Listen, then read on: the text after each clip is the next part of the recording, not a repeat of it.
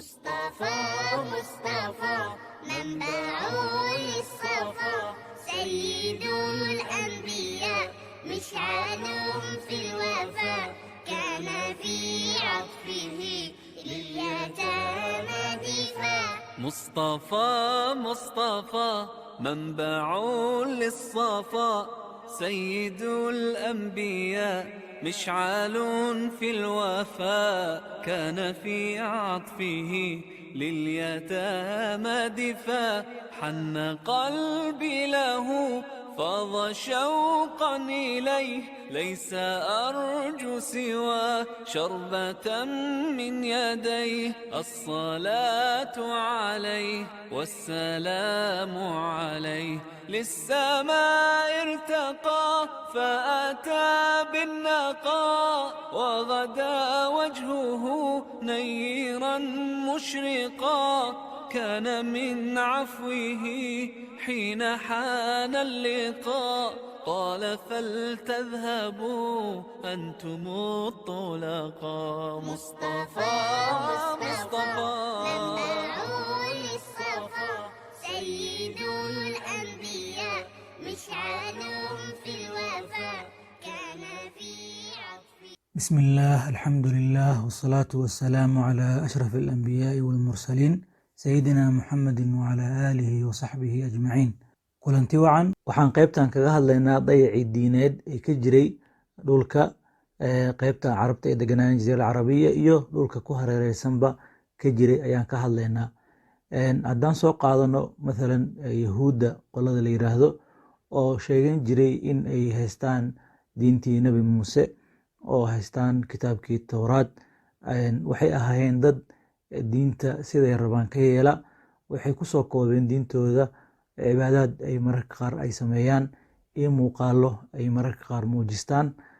kitaabkii ilaahay usoo dejiyeyna waxay ka dhigeen mid ay maaragtay siday rabaan ka yeelaan oo waxay rabaan ay ku daraan, waxay rabaan ay ka saaraan, gacantooda ay ku qoraan oo ay yiraahdaan waa hadalkii ilaahay. sida ilaahay subxaanahu watacaala uu yiri fawaylun liladiina yaktubuuna alkitaaba biaydiihim ثم يقولون هذا من عند الله ليشتروا به ثمنا قليلا فويل لهم مما كتبت أيديهم وويل لهم مما يكسبون. sidaas ayuu xaalkoodii noqday.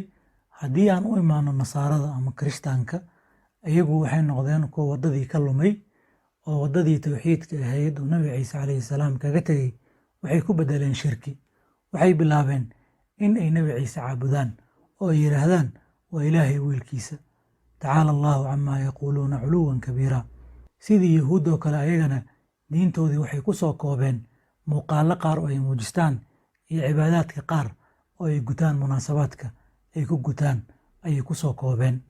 labadoodana waxay noqdeen yahuud iyo nasaaro kuwo iska raaca culimmadooda oo wax alla waxay yidhaahdaan iska yeela, ayagoonan u fiirinaynin warkaan ay leeyihiin ma wax waafaqsan amarka ilaahay mase wax khilaafsan.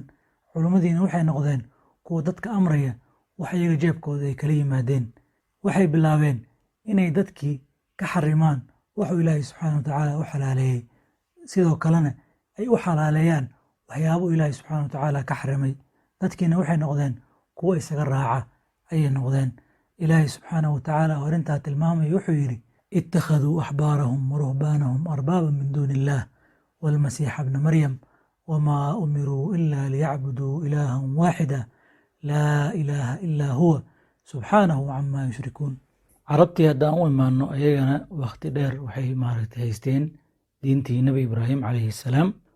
waxay ku necmaysnaayeen towxiidkii khaaliska ahaa uu kaga tegey oo ay kaga tegeen nebi ibraahim iyo nebi ismaaciil calayhim assalaam ayay muddo dheer ku necmaysnaayeen.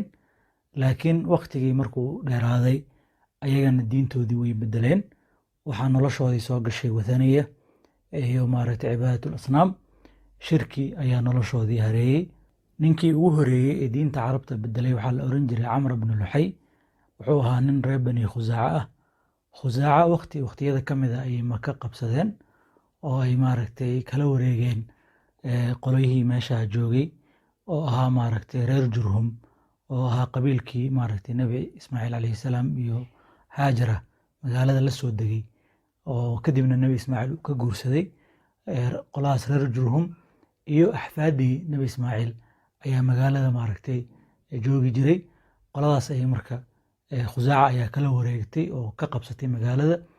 marka madaxdii magaalada ka soo talisay ayuu ka mid ahaa maaragtay camr ibn luxay, raggii marka maaragtay maamulkeeda qabtay waqtiyada ka mid ah. marka wuxuu ahaa nin maaragtay aad ay carabta uga dambeeyaan, keliya reer maka keliya ma ahayne carabta oo idil, maadaama magaalada maka ay carabta agtooda maaragtay maqaam weyn ay ku lahayd oo xaramkii uu ku yaalay.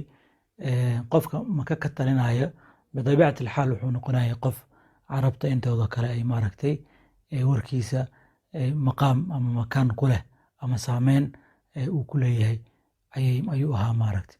ninkaa marka warkiisa wuxuu noqday carabta dhexdooda sharci aan la khilaafi karin ayuu ka noqday dhexdooda. waxa uu yidhaahdana dadku ay hore ka yeelaan ayuu ahaa. safaradiis ka mid ah ayuu wuxuu ku soo arkay qolo asnaam caabudaysa. asnaamtii ayuu marka weydiiyey waxa ay maaragtay yihiin. waxay yidhaahdeen waxay maaragtay roob markaan u baahano oo roob la-aan ay nagu dhacdo ayay roobka noo keenaan. markii maaragtay cadow aan isfood saarnana waxa waaye way noo gurmadaan oo maaragtay guusha ayayna haleeshiyaan ayay ku yidhaahdeen. warkii buu jeclaystay. wuxuu yidhi annagana waa u baahannahay sanamyada mid ka mid a isiiye ayuu ku yidhi. marka waxay soo siiyeen sanam la oran jiray hubal. kii ayuu soo qaaday, maka ayuu keenay. dadkii wuxuu ku amray in ay caabudaan. mar kastana wuxuu ku soo dari jiray sanam cusub, maalinba mid cusub ayuu soo kordhin jiray ilaa magaaladii maka ay noqotay maaragtay rug cibaadatul asnaamkii ku caanbaxday. carabtiina markay yimaadaan ayay maaragtay meeshii ku caabudi jireen asnaamtii. kadibna wuxuu yidhi idinka laftirkiina magaalooyinkiina iyo tuulooyinkiina waxaad u baahan tihiin inaad maaragtay aad asnaamtii ku caabudaan. marka dhagxaan magaalada maka ka qaata, magaalooyinkiina la taga oo marka asnaam ka samaysta ayuu ku yidhi. sidii bay yeeleen. markaasaa maaragtay qabiil kasta oo meeshii deegaanka u ahayd ayay sanam ku samaysteen way ku caabudayeen. markii muusimka la yimaadana asnaamtii xaramka tiilay ayaa la wada caabudayay. sidaas ayay marka noloshoodii nolol wathaniya ay maaragtay ku faaftay ay noqotay oo markaas shirkigaas dadka maaragtay dhaqan uu noqday. intaa keliya kumaanana keenine wuxuu noqday nin dadkii wax u sharciyeeya, waxna u xalaaleeya, waxna ka xarima ayuu noqday. xoolihii ilaahay subxaanahu watacaala uu dadka ugu nicmeeyey ayuu qaar ka mida ka xarimay. intuu magacyo kala duwan u bixiyey ayuu dadkii u diiday inay ku intifaacaan oo ay ka faa'iidaystaan oo isticmaalaan ayuu u diiday. dadkiina way ku raaceen, bal waxay ka dhigteen dhaqan ay iska dhexlaan ayay ka dhigteen. ilaahay subxaanahu watacaala oo arrintaa tilmaamaya wuxuu leeyahay qul ara'aytum maa anzala allahu lakum min risqin fajacaltum minhu xaraaman waxalaala qul allahu adina lakum am cala allahi taftaruun.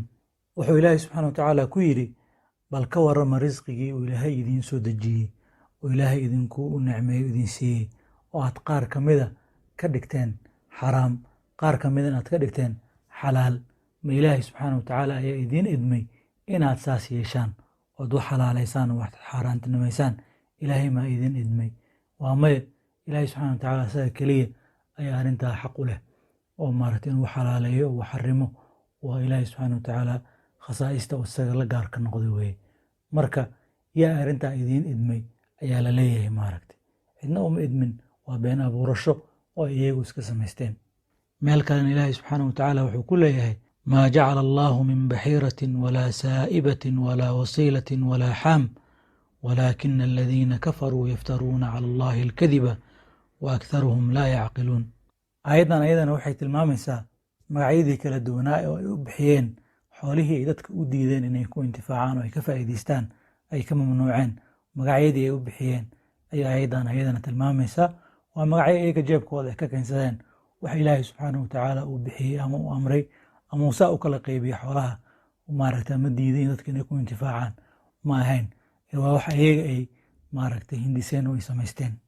markii isaga dhintayna howshaas sideedii ayay kusii socotay oo dadkii maaragtay odayaashii qabaa'isha odayaashoodii ahaa iyo raggii maaragtay madaxda ahaa ayaa howshaas sii wadi jiray oo dadka wax u xalaaleyn jiray waxna ka xarimi jiray. dadkana markay ay isqabsadaan ayaga ayaa kala saari jiray. nimanka maaragtay madaxda ay kuwa kuhaanta ah ayaa loo tegi jiray oo dadka kala saari jiray. waxayna ku kala saari jireen waxay jeebkooda kala yimaadeen ayay ku kala saari jireen. sidaas ayay marka carabtii ayagana maaragtay noloshooda ay mugdigaas u gashay oo maaragtay nuurkii tawxiidka nabi ibraahim iyo nabi ismaaciil calayhim assalaam ay kaga tageen ay maaragtay nuurkii waxaa maaragtay bedelay mugdigaas ayaa bedelay oo runtii nolol ciriiri ah oo mugdi maaragtay u hareeyey ayay iyaguna galeen. ummadihii ku hareereysnaa jaziira alcarabiya iyagana waxay ahaayeen wathaniyiin ayay ahaayeen. haddii la fiiriyo mathalan faris iyo waxay ku hareereysnaa iiraan iyo waxay ku hareereysnaa waxay ahaayeen majuus bay ahaayeen, dab ayay caabudi jireen. hindida iyo dhulka mashriqa maaragtay ummadaha jira iyagana waxay ahaayeen maaragtay asnaam kala duwan ayay caabudi jireen. caalamkii oo dhan wuxuu ku jiray mugdi runtii aad u ballaaran ayuu ku jiray oo maaragtay nuurkii alla subxaanahu watacaala xaggiisa ka yimid oo ambiyadii ay wateen ayaa dadkii ka wada qarsoomay.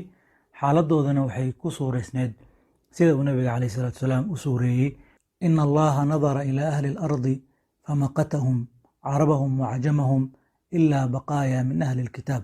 ilaahay subxaanahu watacaala ayaa eegay dadkii dhulka ku sugnaa waqtigaas. markaas buu ilaahay subxaanahu watacaala ka carooday carabtooda iyo cajamtoodaba maaragtay marka laga reebo maaragtay baqaaya min ahli alkitaab oo kuwaasoo runtii aad u yaraa, maxay ahayd farakutiris ahaa oo qof meel ku tilmaamo ahaa, sida aan qisada soo socoto ku arki doonno. waxaan soo qaadanaynaa tusaale ahaan qisadii salmaan alfarisi radia allahu canhu qaabkii uu soo islaamay oo muujinaysa runtii qaabka xilligaas dadka ay aad ugu yarayd maaragtay dad kheyr ku taagan ama diin saxan haysta ay maaragtay shay naadir ay u ahayd. salmaan alfarisi qisadiisa dhan ma wada sharxeeno, laakiin waan dulmar boosiisaan ku sameynaynaa haddii ilaah yiraahdo. salmaan alfarisi wuxuu ahaa nin farisi ah, dhulka maaragtay faris ee hadda iiraan iyo maaragtay wama xawlaha ahaa ayuu maaragtay ku noolaa.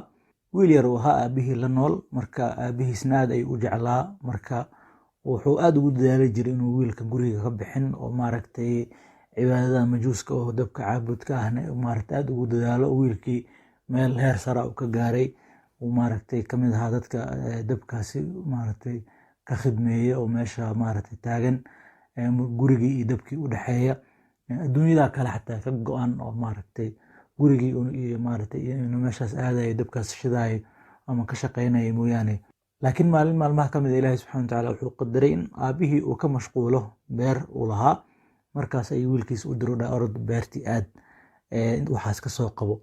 shaqa ayuu uga diray beertii inuu kasoo qabto. wiilkii beerta markuu aaday ayuu wuxuu arkay wadada ku arkay dad nasaaro ah oo cibaadeysanaya ayuu arkay. marka cibaadadoodu aad ugu bagay, khushuucoodii mashaacirtoodii ayagii ku mashquulay ilaa maaragtay maqribkii la gaaray, beertiina ma aadin. ayagii waraystay wuxuu ku yiri diintan maxay tahay, asalkeeda waa halkee? markaasay u sheegeen shaam inuu asalkeeda yahay. odaygii aabihiis markuu u sheegay in maaragtay uu nimankaas soo arkay diintooda la dhacay, aabihii aad uga xanaaqay.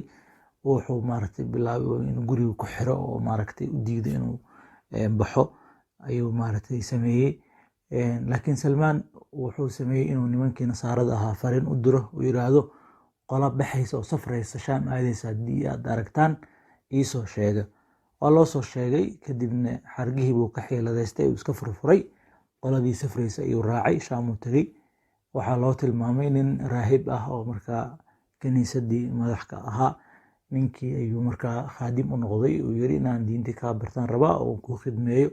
ninkii uu khidmeyn jiray uu la joogi jiray, laakiin siduu ka filanaya ninkii ma noqonin, nin xun buu noqday oo dadka wuxuu amraya isaga aan ku dhaqmaynin, dadka sadaqaadka ka soo aroorinaya laakiin maaragtay masaakiinta aan siinaynin oo isaga keydsanaya ayuu ahaa.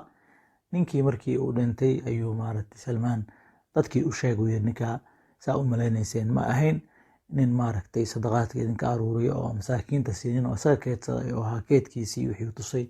way xanaaqeen dadkii, ninkii bay soo qabteen, maaragtay meel bay ku xirxireen, kadibna way dhagaxeeyeen. kadibna meesha waxaa loo magacaabay raahib kale oo cusub. ninkii raahibkii cusbaa ayuu haddana khaadim u noqday salmaan.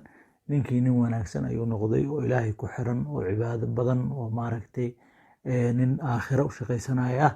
ninkii aad buu uga faa'iidaystay, laakiin asagiina geeriya ayaa u timid. marka ninkii markuu maaragtay dhiman rabay ayuu la hadlay, wuxuu ku yiri niyahow nin wanaagsan baad ahayd, wax badan aan kaa faa'iidaystay ayaad igula dardaarmaysaa oo aan markaa aan maaragtay u khidmeeya oon ka faa'iidaystaa. ninkii wuxuu ku yidhi qof aan garanayo oo marka wanaagan ku taagan ma jiro ilaa nin jooga magaalada Muusil. waa magaalo ku taala Ciraaq, maaragtay Shaam oo dhan qof uu ka garanayo markaas oo wadada saxan ku taagan oo haysta ma jirin. marka wuxuu u tilmaamay ninkan Muusil jooga. ninkii Muusil joogay ayuu u safray. ninkii wadana la kulmay oo la noolaaday, aad buu uga faa'iidaystay. asagana waqtigiisa ay yimid oo geerida u timid. markii uu dhimanayay ayuu weydiiyey, wuxuu ku yidhi niyahow adigana yaad ii dardaarmaysaa. asagana wuxuu ku yidhi niyahow qof aan garanayo oo wadadan saxan ku taagan ma jiro ilaa nin ku nool magaalada magaalo la yirahdo Nusaybiin. asagii wadana u safray. asagana markaas maaragtay muddo ayuu la joogay, isagana maaragtay geerida u timid. markii uu dhimanayay buu haddana weydiiyey, yidhi yaad ii dardaarmaysaa. markasta wuxuu ka fikirayaa qof uu la noolaado oo khayrkan kala faa'iidaysto. wuxuu asagana u dardaarmay nin kale oo magaalo kale jooga, magaalo la yirahdo Camuriya ayuu u dardaarmay. ninkiibuu u tegey, isagana la noolaa oo maaragtay ka faa'iidaystay. markii ninkii asagana ay geeridii u timid ayuu wuxuu yidhi niyahow yaad ii dardaarmaysaa.